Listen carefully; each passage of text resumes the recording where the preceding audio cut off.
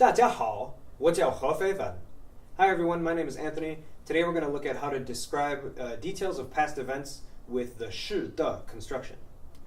So the basic pattern is in blue up here. It's subject 是, a question or description, a verb, and then 的. And so this is used to describe details about something that happened in the past.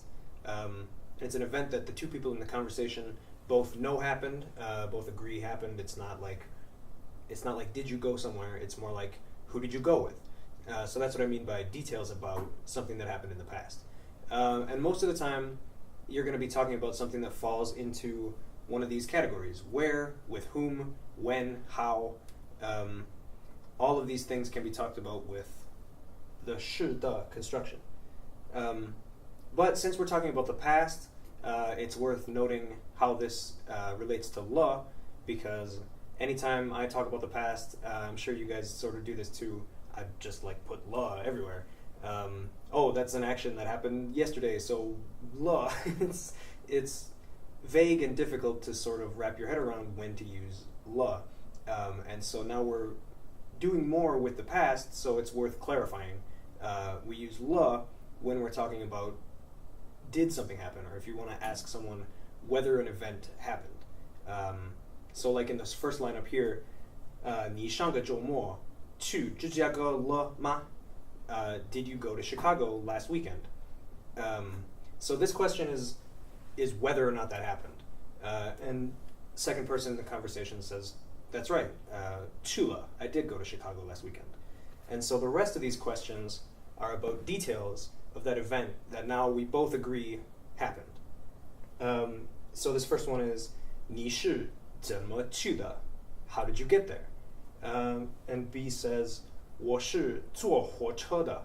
I got there by train. And so see, anything between the 是and the 的 is either a question, 怎么去, how did you go, or a detail like I took the train.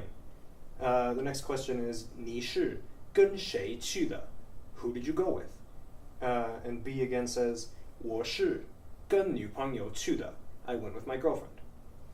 So that's the pattern. That's the use cases. I hope it starts to make sense. We're going to go through a few more examples. So this is another case of when not to use 了.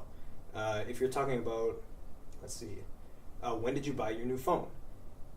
It might be tempting at first to try to say 你什么时候买了你的新手机? That's sort of like how we would translate it from English, like when did you completed your new phone? But that's wrong. If we want to use 了 here, it would have to be, did you buy a new phone? 你买了新手机吗? Or 你买新手机了吗? In this case, if we want to ask about when something happened, we have to use 是的. So the pattern here would be 你的新手机是什么时候买的? And you might notice this is a topic comment structure, which is really common with these 是的 sentences. So the topic, 你的新手机, your new cell phone, is going to get moved up to the front of the sentence. And then the rest of it is a comment on that, or really a question, when did you buy it? 你的新手机是什么时候买的?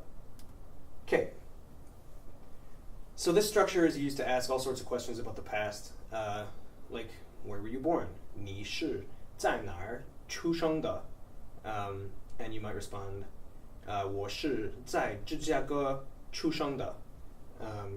Because again, within the 是的 is a detail about the past. So 我是在芝加哥出生的 is I was born in Chicago.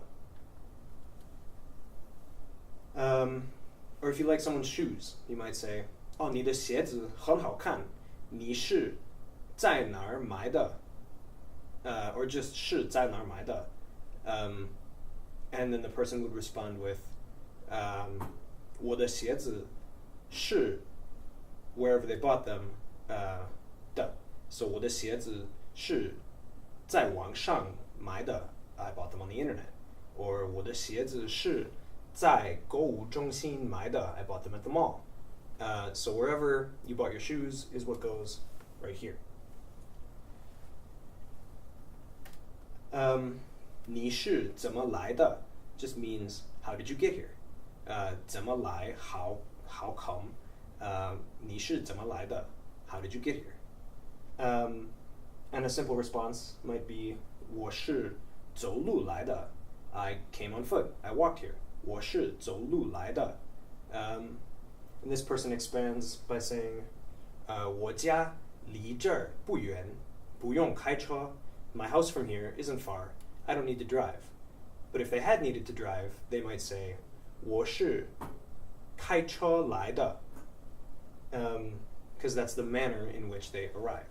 And that's what you put in between 是的 The structure can also be used to emphasize details. So 小王是9点到的 is sort of emphasizing that 小王 got here at 9 o'clock. 小王是9点到的 whereas 小丽 arrived late. So 是小丽迟到的 迟到 just means to arrive late.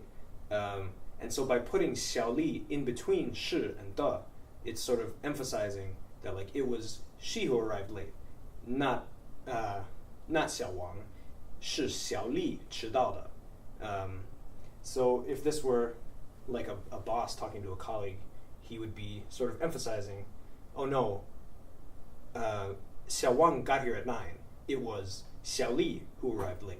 是小丽迟到的 Another example of this might be if you lost your cell phone under the bed and your little brother found it. Someone might say, 你的手机是在床下找到的 And so by saying 是在床下找到的 it's sort of emphasizing that like we finally found your cell phone, it was under the bed. 你的手机是在床下找到的 And this isn't clear on my slide, but this is a second person talking. This is A, B, A. So the second person might say, 太好了是谁找到的 Like, that's great, you found it. Who was it who found it? 是谁找到的 And A would respond, 是弟弟找到的 That emphasizes that it was the little brother who found the cell phone. So, to sum up, again, this is the general pattern, and we use it to talk about details that happened in the past, about events that we know already happened.